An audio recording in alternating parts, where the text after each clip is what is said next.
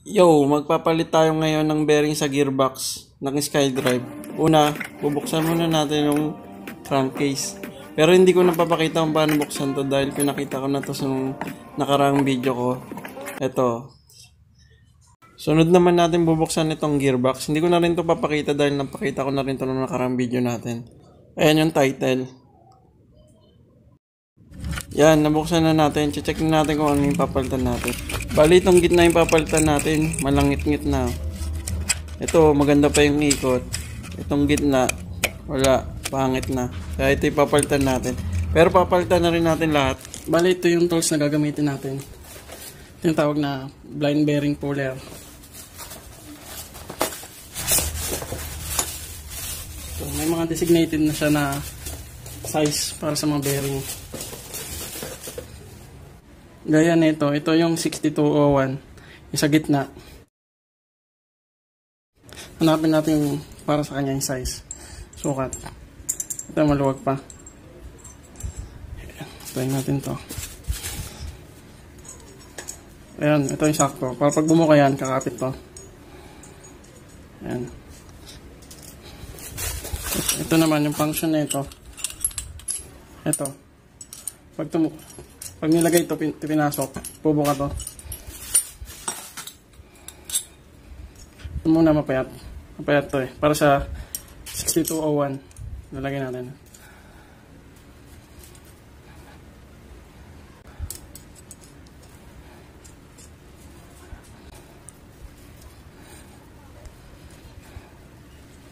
Ayan. Kapit na siya. Ito pala guys na dulo, huwag mong masyadong papalabasin. Hanggang pantay lang siya kasi pag natusok yung crankcase natin, bubutasin niya dahil bakal to. Kaya pwede natin itong putulin. Ito. Kaya nakapit na siya. Tapos yung next na step natin ito. Pag naikpitan na. Ito naman ilalagay natin. Ito yung pipigil sa crankcase. Tapos hahatakin niya to. Pag ganyan. Para mahatak tong bearing, kailangan natin ng pampigil. Ito. Tapos itong nut para hilahin niya yung ano. Habang iniikot to, bumababa, tapos hinihila niya yung bearing. Balik to na guys. Ito nakalagay pa sa crankcase. Tapos ito yung pangkalso crankcase. Habang iniikot to, hinihila niya yung bearing. Ayan guys.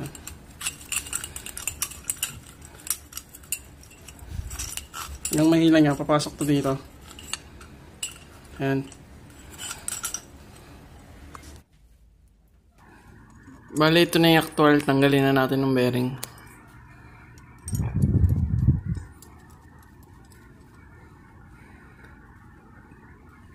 Pasok na natin, tapos higpitan muna natin. Para bumuka siya.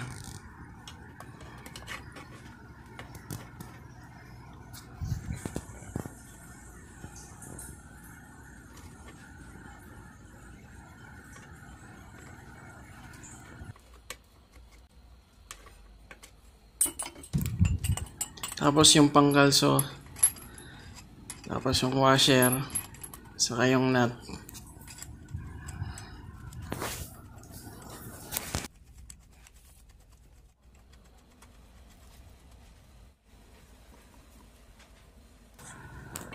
Then higpitan na natin ng nut para mahila na yung bearing.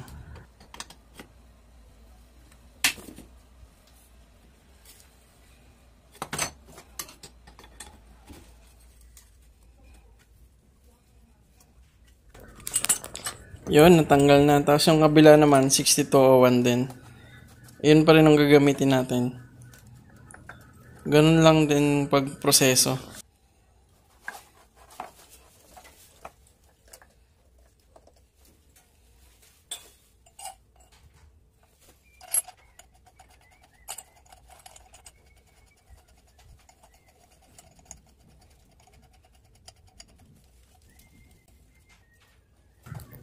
Bale, ito siya.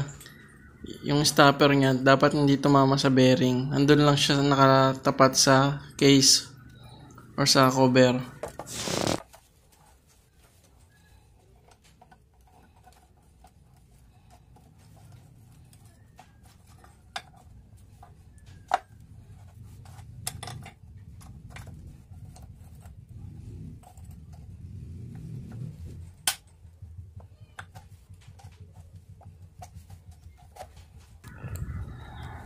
siya, oh. Habang inikot natin, nahihila na yung bearing. Pinipigilan siya ng parang tubo. Ayan, oh. Tanggal na. Ito pala yung nabanggit ko kanina. Dapat iwasan dahil nakakabutas tong tusok. Dapat inahasa natin to. Ayan. Naka-scratch siya. Kung lumalim yan, pwede niyang butasin. Ayan, o. And dapat iwasan natin yan. Para dito naman sa 60 auto, papalitan lang natin ito. Ito ipapalit natin na mas malaki. Ayan, o, sukat niya.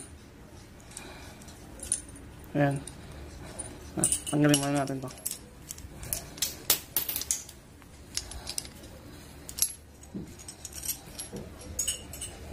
Ito na, palitan lang natin ito ng size, ng ka-size nya. Pasok dito, pagkapasok. Ayan. Tapos higpitan natin para bumuka.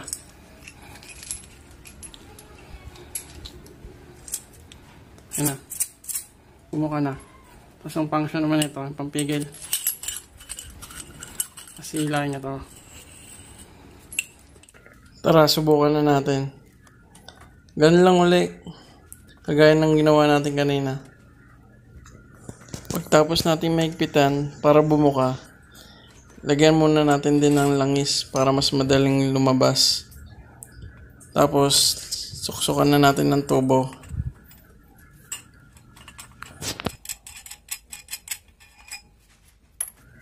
Washer, nut. Tapos higpitan na natin. Ayun, saglit lang. Lumabas agad.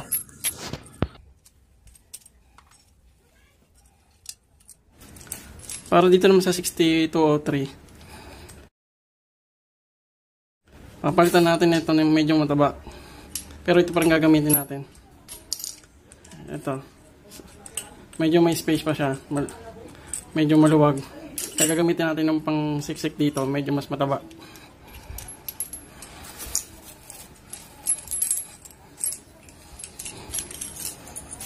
Kasi yung isa mapayat, ito mataba. Kaya pag nilagay ito, mas lalaki yung bukas niya. Gamitin ko siya ng pangontra para may higpitan ko to.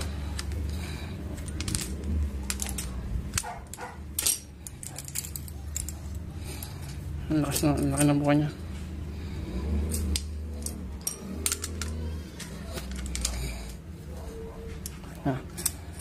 Ayun na. Isa pa. Ikutin pa natin. Laki na ng buka niya. Naharangan niya na. Tapos guys, yung ginamit ko pala dito, kasi hindi na ito kasya. Guys, hindi na niya makakalsuhan nung sa crankcase. Gawin nyo, diskarte na lang kayo ng tubo. Yung pangharang nyo. Yung pangkakalso nyo lang dito. Ayan, dito. Tapos yung ginawa ko, balikan to yung ginawa ko. Diba ito yung nasa crankcase. Tapos sinagay ko to. Yan. Lagyan ko siya ng pangkalso. Yan, nakakalso yan. Yan. Tapos dito na ako nag-higpit. Ganyan ginawa ko guys.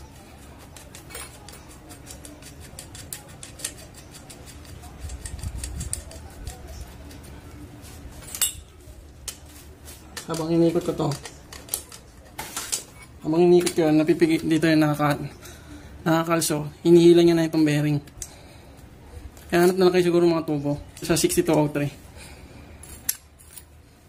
Kasi maliit na to eh. Hindi na kasya. Para dito lang yung sa 6201. Ito. Sa 6002. Ito.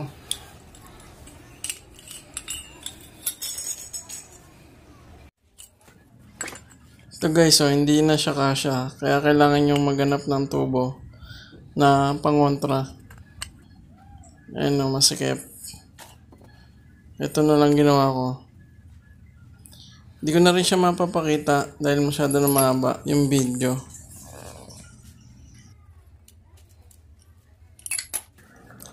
Lagyan na natin ng bearing.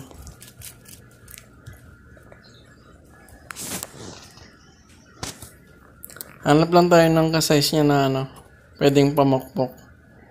Ito, sa outer tayo magpupokpok. Hindi sa inner kasi baka masira yung bearing.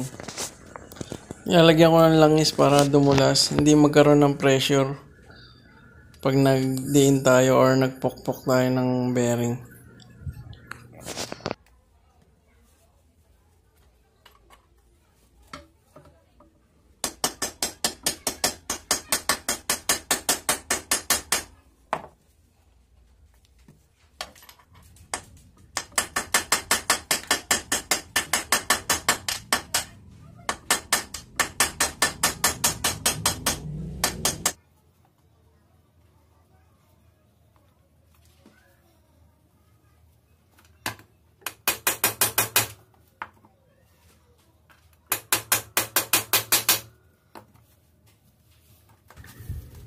Ito naman 6002.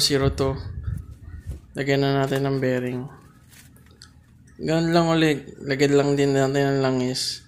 Tapos hanap tayo ng tools na kasukan niya para pamakpok. Kung wala tayong tools, pwede naman na diretso martilyo na. Pero paikot siya. Saka pupukpukin yung outer. Yung sa gilid. Huwag yung sa loob. Kasi masisira nga yung bearing.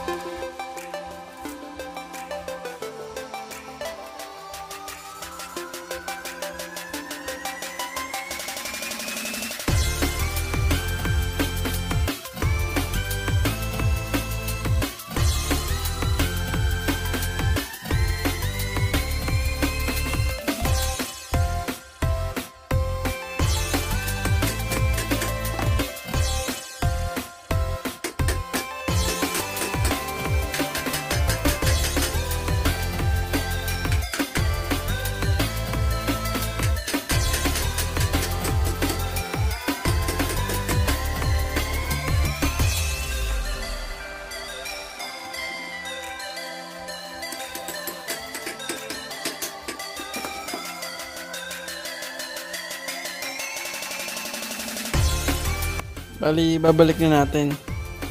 Hindi ko na rin siya mapapakita kung paano ibalik. Thank you for watching.